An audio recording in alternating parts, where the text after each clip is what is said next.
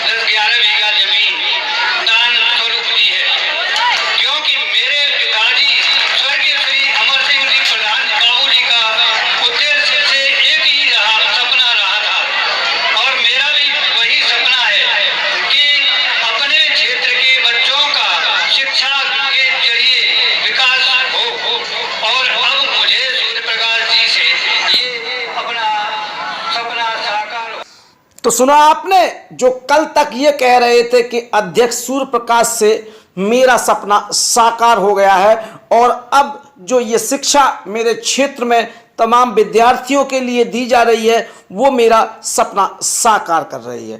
तो देखिए अब वही लोग किस तरह से इस स्कूल की संपत्ति को, इस ट्रस्ट की संपत्ति को अकेले हड़प लेना चाहते हैं। सुनिए सूर्य प्रकाश की जुबानी।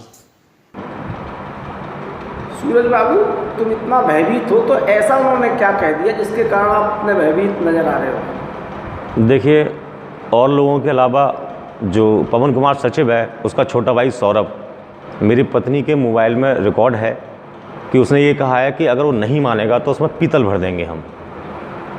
तो गोली वोली मारने की उन लोगों ने धमकी दी आपको? हाँ जी, धमकियाँ तो कई तरह से मिलती रही हैं और बराबर मिलती रही हैं, लेकिन कुछ साक्ष्य मैं जुटा पाया हूँ जो मेरे पास सुरक्षित हैं और समय आने पर मैं उसे शासन प्रशासन के आगे उपलब्ध कराऊंगा। तो बस झूठा आरोप या कोई संगीन आरोप में मुझे ना फंसा दें, इसके साथ साथ कहीं वो मेरी हत्या ना करा दें। अगर उन्होंने मेरी हत्या करा दी या मैं किसी तरह से आगे भविष्य में मारा जाता हूँ तो उसके पूर्ण दोषी वो सब लोग पाए जाएंगे। तो आपने जो संस्थान के लिए जमीन डोनेट की थी उनका भी बयान सुना और जो अध्यक्ष है इस फाउंडेशन में, इस सूर्या फाउंडेशन का अध्यक्ष सूर्य प्रकाश है, उसका भी बयान सुना। तमाम बयानों के बाद हम आपको बताएंगे कि आखिर ये पूरा माजरा क्या है। तो जी हाँ, आपको बता दें, विगत 3 वर्ष पहले सूर्य प्रकाश ने कुछ लोगों के साथ मिलकर एक ट्रस्ट बनाया था जिसका नाम सूर्य फाउंडेशन रखा गया था। इसी ट्रस्ट ने अनूपसर अलीगढ़ मार्ग पर भीमपुर दोराहे के पास नया बास कुतुबपुर गांव के सामने एक स्कूल बनाया था जो पेश पब्लिक स्कूल के नाम से जाना जाता है। इस स्कूल को लगभग 9.5 कच्चा बीघा जमीन कुतुबपुर के ही रहने वाले निवासी तेजवीर सिंह ने दान स्वरूप दी थी, जिसका बाकायदा ट्रस्ट के नाम दान पात्र रजिस्ट्रार के यहाँ विधि विधान से लिखवाया गया और ट्रस्ट के समझौते में ये लिख दिया गया कि इस ट्रस्ट के तेजवीर सिंह आजीवन सदस्य रहेंगे और इनका बेटा आजीवन इस ट्रस्ट का सचिव रहेगा, जिसको कोई भी हटा नहीं सकता, और सूर्य प्रकाश इस ट्रस्ट का आजीवन अध्यक्ष बना रहेगा।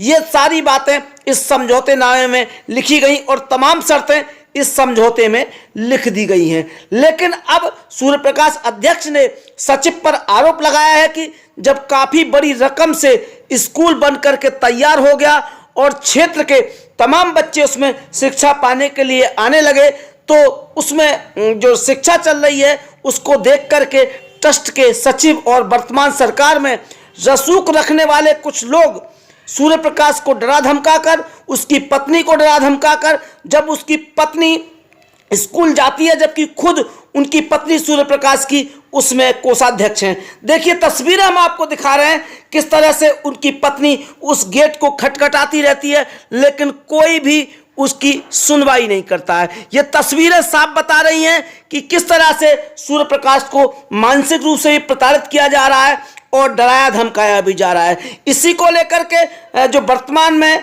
अध्यक्ष है सूर्य प्रकाश, उसने तमाम अधिकारियों से, जिला अधिकारी से लेकर के एसएसपी बुलंदशहर तक अपने जान माल की सुरक्षा की गुहार लगाई है। लेकिन यहाँ अब देखने वाली बात ये होगी कि सरकार में सत्ता के उन रसूखदार लोगों के सामने सूर्य प्रकाश को सुरक्षा सरकार दे पाती है या फिर अधिकारियों की चौकट भटकने के लिए सूर्य प्रकाश को छोड़ देती है। बुलंदशहर से सहयोगी रिपोर्टर के साथ ब्यूरो रिपोर्ट, आपकी खबर।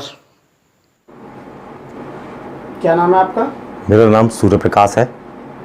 अच्छा, एक चीज़ बताइए, आज एक अखबार में खबर छपी है, आपने कोई ट्रस्ट के जरिए स्कूल बना रखा है, उसे लेकर के कुछ लोगों से आपका विवाद चल रहा है, आपको मारने वारने की धमकी दी जा रही है, क्या पूरा मामला है? देखिए, मैं एक सूर्य फाउंडेशन ट्रस्ट है और उसका मुख्य कार्यालय मेरा घर है मौलाना मंडी, मैं उसका अध्यक्ष हूँ। और मैंने आज से विगत 3 वर्षों पहले एक स्कूल मैंने अपने दोस्तों के सहयोग से और अपने इष्ट मित्रों के सहयोग से उस पर स्कूल बनाया और उस स्कूल को अब कुछ लोग, चंद लोग, जिनका कि कहना चाहिए कि सरकार के जो गद्दावर नेताओं में वो अपना कद रखते हैं, वो इस संपत्ति पर अवैध कब्जा करना चाहते हैं। अच्छा, किस प्रकार से अवैध कब्जा करना चाहते हैं, जबकि जो वो ट्रस्ट है, ट्रस्ट बना हुआ है, उसमें एक रजिस्टर्ड एग्रीमेंट भी होगा, लेकिन उसके बावजूद भी वो किस प्रकार से उस स्कूल पर कब्जा करना चाहते हैं? आपने सही कहा कि उसका एक रजिस्टर्ड एग्रीमेंट है, डोनेशन डीड है और भूमि ट्रस्ट के नाम है, तो वो कुछ ट्रस्टियों के साथ मिल करके इस पर अपना अवैध कब्जा करने की भरकस कोशिश कर रहे हैं। पिछले 8-9 महीने से मेरे साथ काफ़ी सारी चीज़ें हो रही हैं, तरह तरह का मेरे पर दबाव बनाया जा रहा है, मेरे परिवार के सदस्यों पर दबाव बनाया जा रहा है और काफ़ी सारी चीज़ें मेरे साथ कही जा रही हैं। अच्छा, ऐसे कौन लोग हैं, क्या आप नामित करना चाहेंगे, कौन लोग हैं जो आपको मारने की धमकी दे रहे हैं, कुछ बताना चाहेंगे आप? देखिए, मैं उनका नाम तो नहीं ले सकता क्योंकि मैं नाम लूँगा तो बहुत सारी चीज़ें होंगी या ज़रूरत पड़ेगी तो मैं ऐसे लोगों का नाम, जो कानूनी प्रक्रिया होगी, जो सक्षम अधिकारी मुझसे पूछेंगे तो मैं उनको बताऊंगा भी। अच्छा, ये चीज़ आप सक्षम अधिकारियों के सामने बताना उचित समझेंगे। अच्छा, क्या आपने इसकी कई शिकायत की है? हाँ जी, मैंने इसकी कई शिकायतें की हैं और इस पर संज्ञान भी दिया गया है। एसएसपी महोदय को वर्तमान में भी शिकायत की, पहले भी मैंने की, डीएम महोदय को भी मैंने की, संबंधित थाने को, चौकी को भी मैंने की, लेकिन अभी तक कोई उचित कार्रवाई नहीं की गई है। उसी तो क्या आपने बुलंदशहर जनपद के आप निवासी हैं, डिवाई में आप रहते हैं, अभी आपने बताया कि मोहल्ला नमक मंडी डिवाई में मेरा अपना कार्यालय है घर में, तो क्या डिवाई पुलिस जो थाना इंचार्ज है, क्या इसके बारे में उनको भी कोई जानकारी दी गई आपके द्वारा? जी, मैंने जानकारी दी गई थी कि पहले इस पर उन्होंने अपने अवैध तरीके से अपने गुंडे लोगों को, टीचर नहीं कहूँगा मैं उनको, उन्होंने शिक्षकों की जगह अपने ऐसे लोगों को रखा जो इस ट्रस्ट की संपत्ति पर कब्जा कराने में उनका प्रत्यक्ष रूप से सहयोग दे रहे हैं। अच्छा, आप टीचर बता रहे हो ना, तो क्या ट्रस्ट से कोई तनख्वाह उनका उनके लिए जाती है? नहीं, उनको अकाउंट से, स्कूल के अकाउंट से या ट्रस्ट से कोई सैलरी नहीं जा रही है। जो केवल है बने हुए सिर्फ उन्हीं को जा रही है।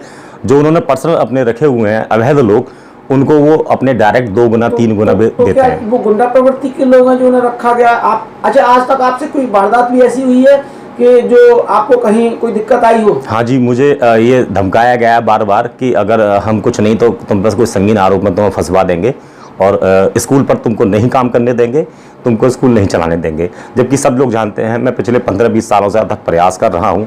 मेरा उद्देश्य सिर्फ एक ही है, यहाँ के लोगों को शिक्षित करना, यहाँ एजुकेशन देना, और मैं सिर्फ उसी के लिए काम कर रहा हूँ। लेकिन आज बड़ा दुख होता है मुझे कि वो सब मेहनत मेरी व्यर्थ जा रही है, मुझे डराया धमका जा रहा है। मैं शासन प्रशासन से गुहार करता हूँ कि मुझे जल्द से जल्द सुरक्षा प्रदान की जाए और उचित न्याय दिला करके उचित कार्रवाई ऐसे लोगों के खिलाफ की जाए जो इस ट्रस्ट की संपत्ति को हड़पना चाहते हैं, छीनना चाहते हैं। अच्छा, सत्ता में जो रसूख रखते हैं लोग और उनके द्वारा आपको धमकाया गया है, तो क्या फोन पर धमकाया गया या प्रत्यक्ष रूप से धमकाया गया है? देखिए, मुझसे फ़ोन पर भी बातें की गई हैं और मुझे प्रत्यक्ष और अप्रत्यक्ष रूप से ये भी कहा गया है कि तुम्हें जो भी किया जा रहा है, जैसे भी किया जा रहा है, सेटलमेंट करके इसको हटो यहाँ से, अन्यथा तो तुम फिर बहुत गहरे फंस जाओगे, तुम पर तरह तरह के आरोप जड़ दिए जाएंगे, तुम्हें फंसा दिया जाएगा, तुम्हारे परिवार के लोगों को फंसा दिया जाएगा। ऐसा मेरे पर वो निरंतर दबाव बनाए हुए हैं। पिछले कई महीनों से मैं बड़ा तनाव में भी आ चुका हूँ और मेरी मानसिक स्थिति भी बिल्कुल ऐसी हो चुकी है कि मैं इसे ज़्यादा नहीं झेल पाऊंगा। देखिए, आप रोइए नहीं, क्योंकि सरकार और कानून सबके लिए है, चाहे भले वो सत्ता में कितना भी रसूख रखते हो, ऐसा कुछ नहीं है। आप कानून की प्रक्रिया अपनाइए और कानून से मदद मांगिए, बिल्कुल आपकी सहायता की जाएगी। और ये जो खबर हमारी अभी कुछ ही देर में चलेगी, उसके बाद आप देखना कि कानूनी प्रक्रिया, फिर ऐसा नहीं है कि आप रो रहे हैं, रोने की आवश्यकता नहीं है। आप कानूनी प्रक्रिया का इस्तेमाल करिए, आपकी पूर्णतः मदद कानून करेगी। मुझे पूरी उम्मीद है, पूरा आशा है, लेकिन अभी तक कोई ध्यान नहीं गया। मैंने बहुत संज्ञान दिए। अब मैं, आप जो मुझसे ये वादा कर रहे हैं, कह रहे हैं कि आपके चैनल के माध्यम से मेरी ये गुहार सभी अधिकारियों पर पहुंच जाएगी, तो मैं ये बस उनसे हाथ जोड़ के निवेदन करता हूं कि वह मेरी मदद करें और इस ट्रस्ट की संपत्ति को बचा लें, वरना यह संपत्ति लुट सकती है।